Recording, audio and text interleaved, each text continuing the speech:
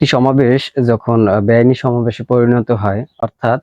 ৫ বা ততোধিক ব্যক্তি সম্মিলিত হয়ে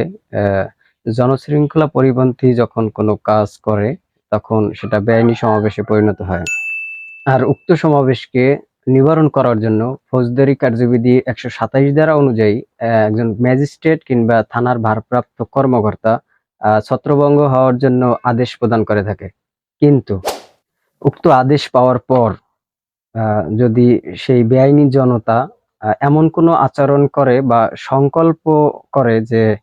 তারা এই স্থান ত্যাগ করবে না, তাহলে ১২৮ ধারা ফৌজদারি কার্যবিধি ১২৮ ধারা অনুযায়ী আ আ পুলিশ আ বেআইনি জনতাকে গ্রেপ্তার করার জন্য সামনে অগ্রসর হয় এবং আ তাদেরকে দমন করার জন্য যতটুকু প্রয়োজন ঠিক ততটুকু আ আ শক্তি প্রয়োগ করে সেই বেআইনি জনতাকে ছত্রভঙ্গ করার জন্য আ তারা ব্যবস্থা গ্রহণ করে থাকে। এখন কথা হলো যে বেআইনি সমাবেশের সদস্য হলে আ শাস্তি কি হতে পারে? সেটা দণ্ডবিধির ১৪৩ ধারা অনুযায়ী যদি কেউ বেআইনি সমাবেশের সদস্য হয় তাহলে তার আ ৬ মাস ৬ মাস কারাদণ্ড, অর্থদণ্ড আ আ যেকোনো দণ্ড হতে পারে এবং বেআইনি জনতা যদি আ মারাত্মক অস্ত্র-শস্ত্র সজ্জিত হয়ে বেআইনি সমাবেশের সদস্য হয় তাহলে তার ২ বছরের সশ্রম, বিনাশ্রম অথবা আ আ অর্থদণ্ড অথবা উভয় দণ্ড যেকোনো মেয়াদের কারাদণ্ড হতে পারে। এবং যদি আ ম্যাজিস্ট্রেট এবং পুলিশের আ ও ছত্রভঙ্গ হওয়ার নির্দেশ পাওয়ার পরেও কোনো বেআইনি জনতা আ সেই সমাবেশে থেকে যায় কিংবা থাকার সংকল্পবোধ করে বা আ এসে পুনরায় যোগদান করে, তাহলেও তার ২ বছরের সশ্রম আ অথবা বিনাশ্রম কারাদণ্ড, অর্থদণ্ড অথবা উভয় দণ্ড হতে পারে। এ তো গেল আ বেআইনি সমাবেশের কথা। কিন্তু বেআইনি সমাবেশ আবার দাঙ্গায়ও কিন্তু পরিণত হতে পারে। অ্যা এক যখন বেআইনি সমাবেশের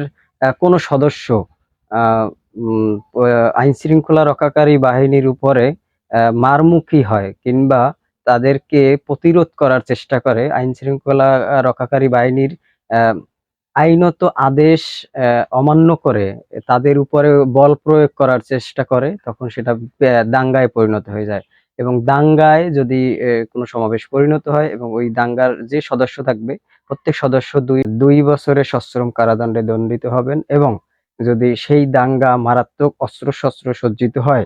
অ্যা যেমন যে অস্ত্র দ্বারা মৃত্যু ঘটানো যায়, এই রকমের কোনো অস্ত্র দ্বারা যদি সে ওই দাঙ্গায় জড়িত থাকে, মারাত্মক অস্ত্রসহ যদি সেই দাঙ্গায় থেকে যায়, তাহলে সে ৩ বছরের সশ্রম কারাদণ্ডে দণ্ডিত হবে। এবং দাঙ্গা বা বেআইনি সমাবেশ যেটাই হোক না কেন, আ এই সমাবেশের উদ্দেশ্য যদি একজন সদস্য জানে যে সে এই সমাবেশ দ্বারা, এই বেআইনি সমাবেশ দ্বারা আ উক্ত উদ্দেশ্য হাসিল করা তাদের লক্ষ্য, তাহলে সেই বেআইনি সমাবেশে অংশগ্রহণকারী প্রত্যেক জনতা